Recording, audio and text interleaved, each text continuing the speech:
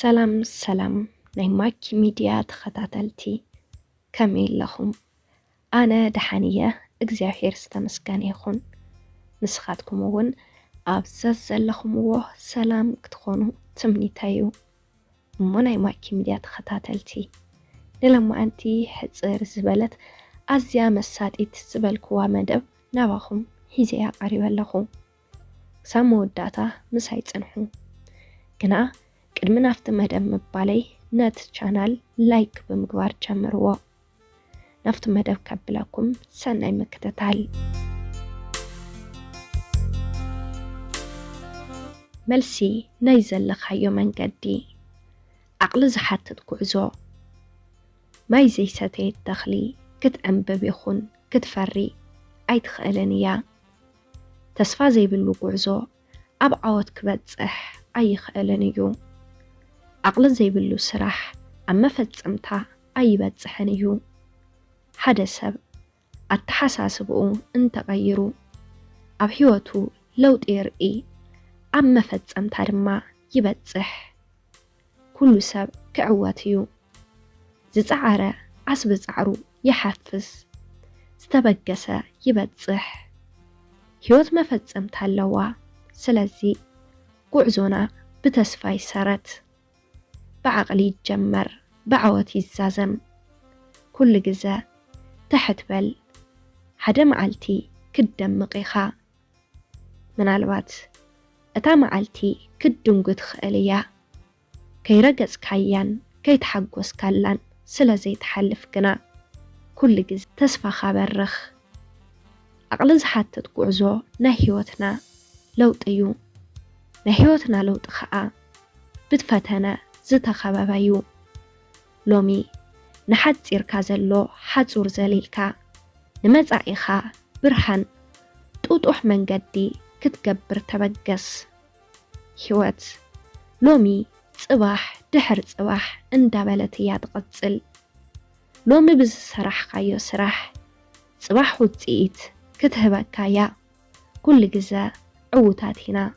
ምክንያቱ ሎሚ ትብል ቃል ነስተማቕራ ስለ ዘለና ትማሊ ምሳና ዝነበሩ የለውን ንሕና ግን ኣለና። ስለዚ ዓወት ምሕላው እዩ። ኣጆኻ ጉድለት ዘይብሉ ሰብ የለን። ጌጋ ስለ ዝፈፀምካ የዒንትኻ ንብዓተይ ትፍረደን። ከምኡውን ነፍስኻ ይተዋድቕ። ምክንያቱ ድሕሪ ተሪር ዓቐብ ጥር ዘሎ ኣብ ህይወት ከዓ ጊጋታት ከዓሪምካ ሕማቅ ጎንታትካ ወጊድካ ተስፋኻ ሰብሲብካ ጥርዚ ናይ ህይወትካ ባዕልኻ ደይቦ ባዕልኻ ይኸውን ክድይቦ። ስለዚ ሎሚ ነቲ ዓቕሊ ዝሓትት ጉዕዞ ንለውጢ ድልው ኮንካ ግጠሞ። ከውታ ለይቲ ንወጋሕታ እዩ እሞ ብዘለኻዮ ፀላም ተስፋ ከይቆረፅካ ተጠንቀቕ። ብርሃን ዘይተርፍ እዩ። ንዓቕልኻ ጥራሕ እመን፣ ኣብ ፈጣሪኻ ተወከል። ፈጣሪ ብርሃን መንገዲ ሓቂ እዩ። ስለ ዝተጋገኻ ኣይትፍራሕ። ፈጣሪ ጌጋና ኣይፅብፅብን እዩ። ማዕፅኦ ከዓ ኩሉ ሻብ ክፉት እዩ። ስለዚ ካብ ልብኻ ፀሊኻ ናብ ለውጢ ተበገስ። ዕላማ ሓይሊ ናይ ዓወት እዩ። ግብ ዝበለ ፀላም ንህይወተይ ፈታቲኑ ብፍርሐ ከም ዝርዕድ ጌሩኒ እሞ ባና ጩራታት ብርሃን ከዓ ንዓቕለይን ሓቦይን ተስፋይን ከርክብ ብልጭ በለ። እታ ዓባይ ብርሃን ከዓ እንሆ የስተማቕራ። መቐረት ብርሃን ድሕሪ ከውታ ለይቲ እዩ። መቐረት ዓወት ተስፋ ድሕሪ ተሪር ዓቐብ እዩ። ሓይሊ ጉዕዞ تحتنا عقليو أأمرو كحسب تجميرو زي غير هيوت يلن.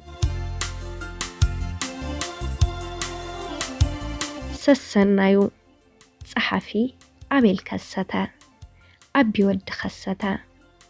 سلام ناي ماكي ميديا تخاتاتلتي نلمو أنتي هزلكم قريبا زنباركو نازي مسلنيرو كابزي تماحيركم اللوك تخونو تمنيت هايو.